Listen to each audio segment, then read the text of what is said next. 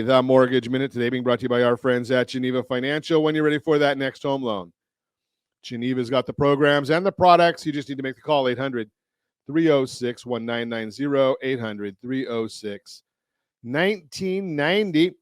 The S&P 500 now down 27 points. And every day at this time, OBMMI, they provide the most comprehensive, accurate, and timely and interactive analysis of pricing ever conducted in the mortgage industry, calculated from actual locked rates with consumers across 35% of all mortgage transactions nationwide. 30-year conforming loans Friday locked at 6.066, up a little bit. 30-year jumbo 6.354, up a little bit. 30-year FHA 6.027, that was up. USDA 6.004, that was up. And the best loan on the market, that's the 30-year VA loan, 5.600. That was up as well. All of them going up. All of them having to do with the jobs report that came out on Friday. But let's take a look and see where the markets are right now. We'll take a look at these things first, and then we'll step into what's really going on, because most people don't want you to know. They're not going to tell you exactly what's going on. The headlines aren't going to tell you this because they've got a vested interest. So 10-year Treasury's up 10 basis points. The mortgage-backed securities are down 53. That tells us that mortgage rates are up. Ow! So the central banks, they're talking tough based on a misunderstanding. What they're really doing is they're out there telling everybody, okay, well, the jobs report is so much stronger than we all expected, 517,000 jobs. And I guess I should get myself in trouble and throw Josh a curveball, because Josh, I put in 2 slides I'm not throwing, he's way ahead of me already. Okay, so we have the slides that came out, and if you're watching us on ronsiegelradio.tv or any of our socials, ABC News and Talk AM 1490 video feed, you're seeing some slides that talk about the jobs report. So this comes out the first Friday of every month. We get 3 different reports. The Wednesday before the first Friday of the month, we get the ADP report. To me, that's the gold standard. It actually looks at 25 million records that ADP has in their database. ADP says that we added 106,000 jobs in the month of January. Then we look at the Business Establishment Survey, the BLS report. They said we added 517,000 jobs. The estimate was for 185,000 jobs. They revised the last 2 reports, adding 71,000. Then we look at the household survey. This is the third of the surveys. They said we gained 894,000 jobs. 606,000 of those were part-timers. They say the labor force increased by 866,000 jobs. They say the labor force participation, though, went to 62.4 from 62.3, and they say the unemployment went from 3.5 to 3.4. That's according to the U3 report. All of those are the numbers that have come out on the Friday jobs report. And initially, it sounded really, really good.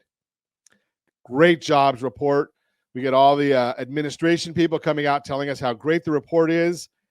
Yeah, but our crack staff, right? So we look at it and we say, aha.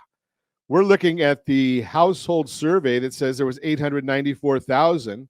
And if you look on their report, it actually says in the fine print that nobody's talking about that December 2022 to January 2023 changes in selected labor force measures with adjustments for population control effects.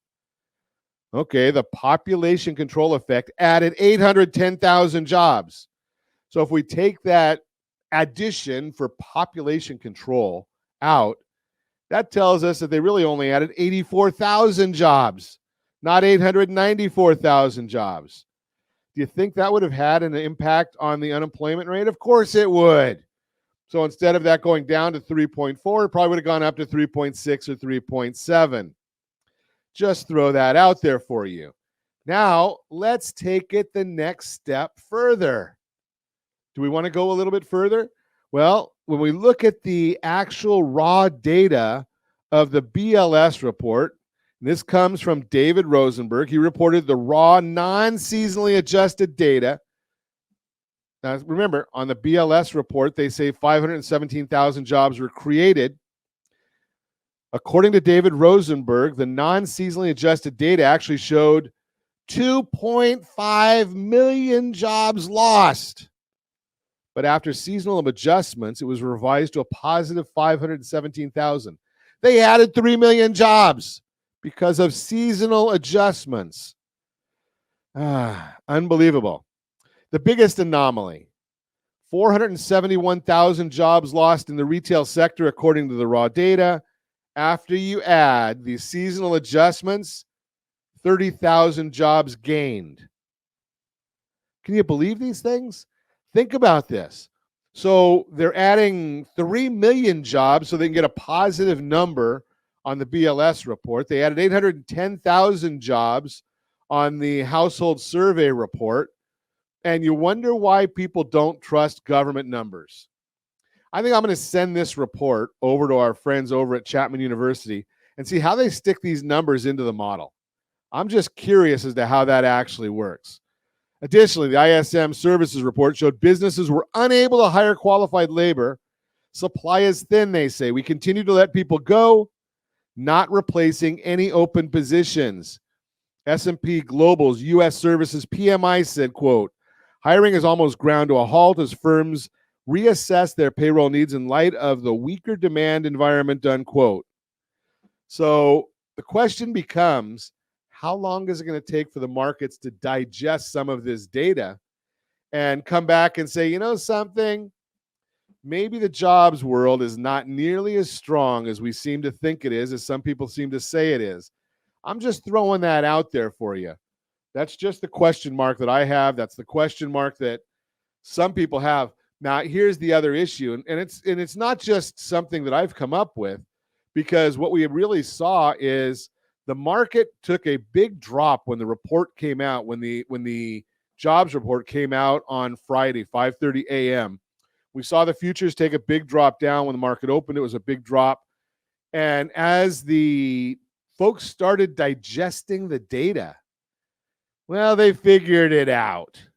And when they figured it out, the market started doing a turnaround. And I think that Friday actually ended up as a positive day in the market. So the big question becomes, how often are we going to keep going through these things? When are people going to start realizing that, you know, the data, eventually the data comes out. Eventually the